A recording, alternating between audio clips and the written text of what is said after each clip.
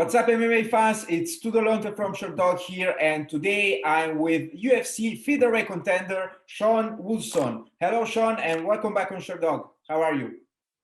Pretty good, man. How you doing? I'm good as well. Thank you very much. I know that a few hours ago you celebrated your birthday. Let me say happy birthday to you, even though it's a little bit late. How did you celebrate, sir?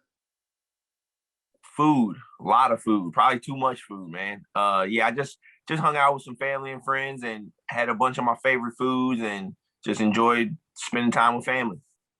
Can I ask you, what's your favorite food? My favorite food, well, I really like pie. Like I got a sweet tooth like no other after these fight camps, man. And because during the whole fight camp, sweets are the number one things that I stay away from. So after fight camp, I just go sweet crazy, man. Pie, ice cream, cookies, cake, all that stuff.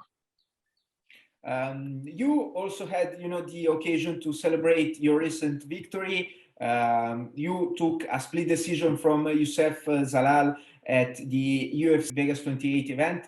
Have you rewatched the fight? Yeah, I have. Yeah, I rewatched it back one time. Okay, I would like. I don't know. I would like to discuss a little bit about that with you. What was your first impression after you rewatched the fight? After I rewatched the fight, my impression is it wasn't as close as I thought it was at first. It was a close fight. Don't get me wrong. It was a close fight, but yeah, I definitely see why, I definitely see more now why it went my way. In the cage in that moment, like right when the fight was over and they were reading off the scorecards, the moment I knew it was a split decision, I was confident that it was going to go my way and that I had won. And yeah, after rewatching it, it wasn't as close as I thought it was. When we were in there, I like right after the fight was over, I was like, man, I don't know which way it's gonna go. But the moment they started reading the cards and I realized it was a split, I knew it was gonna go my way. But yeah, afterwards, I rewatching it, I was real hard on myself afterwards. I still am not happy with the fight, but I'm just watching it was just different than being in there, I guess. Let's take a step back, before we talk again about the outcome. In preparation for this fight, what did you expect from Zalal? He's a well-rounded dude, and if you watch all of his other fights, he mixes in takedowns here and there in every fight. So but in this fight, I knew he was gonna be more takedown heavy, but not. I didn't think he was gonna shoot, 20 times. I didn't think he was gonna pursue the takedown as much as he did. I thought there was definitely gonna be a lot more striking than there was in this fight, and yeah, I thought I was expecting to strike a little more in this fight than what we did. Well, you stand your ground both, when it came to defend the takedown attempts, and also once on the canvas, you teased him with some submission attempts. Like right before the end of the second round, you went for a guillotine choke. In your opinion, had it been, more time, do you believe that he would have tapped to that? Was it that tight, that submission attempt? Yeah, both submission attempts I had in the fight were very tight.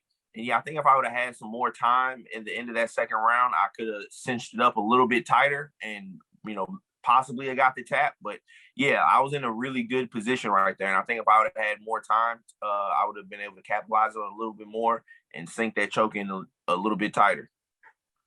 You also looked a bit frustrated in the third when your opponent, was pushing you against the fence, but was not doing, wasn't doing so much damage. Right.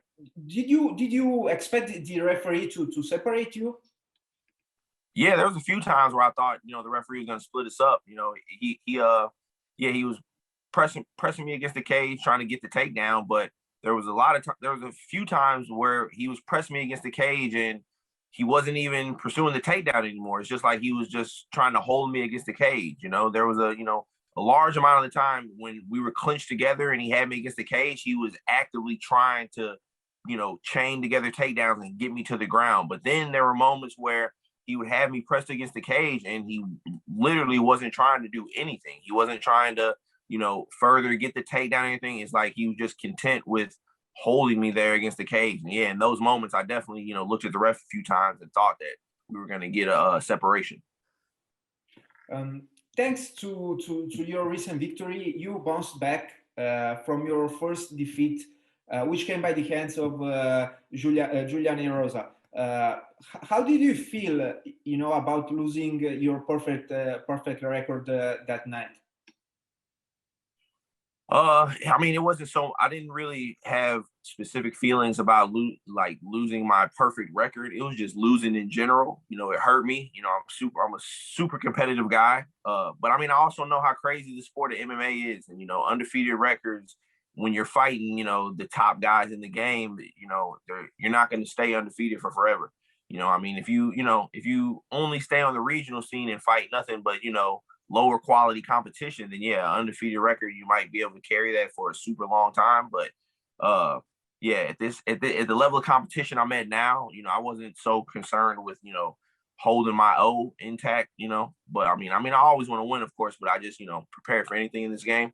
Yeah, but I learned so much from that fight. I feel like I've grown so much as a fighter and just a person in general from that fight. Anytime you overcome any adversity, you're gonna grow from it. But yeah, afterwards, I just was more motivated than ever to get back in the ring and to get that bad taste out of my mouth and to get back in the win column. Can I ask you to elaborate? What did you take from that night? What did I take from that night with Julian? From that fight in general.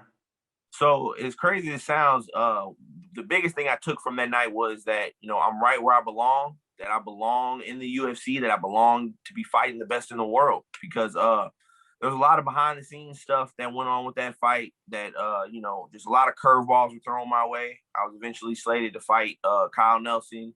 Then I was going to fight Daniel Pineda. And then last second it switched to Julian. And yeah, with all that, unfortunate stuff going on, I still was able to, keep my head on straight and, go in there like a professional, made weight like a professional, and yeah, was just able to still have tunnel vision and focus. And that fight was on short notice. It was on about 2.5, 3 weeks notice, I believe, and I wasn't in the shape that I usually am at. But it's still at that. I still, was winning that fight, and I feel like I performed really well against a guy who had, 4 times as much experience as me. I was 7-0 going into that fight, and he's had over 30 professional fights. And yeah, like when the fight started, I was waiting to, I was expecting to feel a huge experience difference, in the skill set, but I didn't, and yeah, like even not being at my best, I still was able to perform really, really well and win the majority of that fight. And I was like, man, I'm really supposed to be here. If I, at 100%, I feel like I can beat anybody in the world. How come you waited for almost a full year before fighting again, in the UFC? Well, I mean, that wasn't, by choice. I immediately after Julian Erosa fight, I was hitting up my manager, telling him to give me something else booked ASAP. A lot of guys, after they take that first loss, they want to take time off to, really, work on their game or maybe change things up or figure out what went wrong. But, none of that went on with me. As soon as that fight was over, I wanted to get back in there as soon as possible. My manager had me hooked up with a fight in November. And yeah, that's when I was supposed to be back. I was supposed to be back in November, but then I suffered an injury and had to pull out of that fight last minute. So yeah, that's what ended up resulting in me being out for almost a year. And that year-long layoff, I honestly feel like is what kind of hindered my performance this time. Prior to this last fight with Zalal, I was a guy that didn't believe in ring rust at all. But I definitely felt some ring rust this fight. Leading up into it, I felt great all camp. I felt great all fight week. I felt great walking out. I felt great the moment I stepped in the cage. But once the fight started, everything fell off, and I couldn't figure out why. My speed, timing, distance, just everything fell off. And the only thing I can really pin it on, I would have to say, just got to be ring rust and me not competing for a year.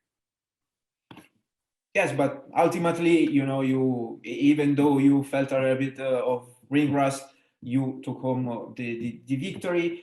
And right now, do you have a particular name in mind for your next fight?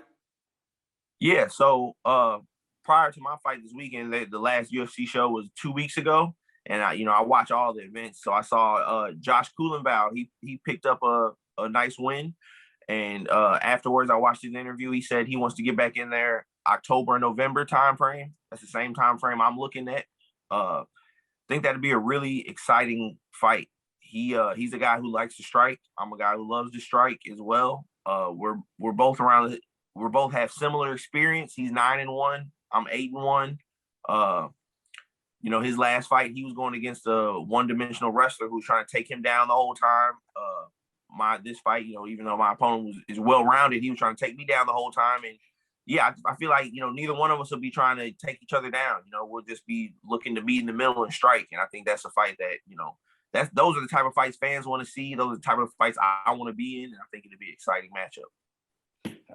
How do you feel after this fight? Do you have any injuries, or are you feeling okay? I busted up my hand a little bit.